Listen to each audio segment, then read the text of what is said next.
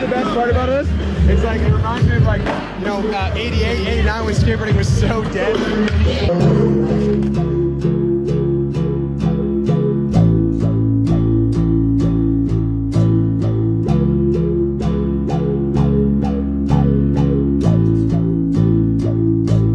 You once told me the reason that a lot of people choke to death is 'cause they get up and walk away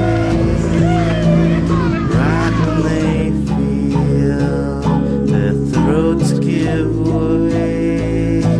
They leave the table to avoid a scene, so no one hears them and no one sees.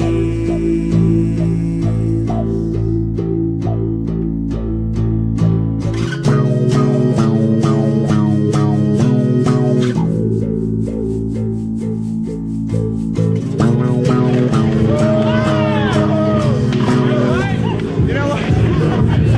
And I just realized that if you started choking, I wouldn't know what to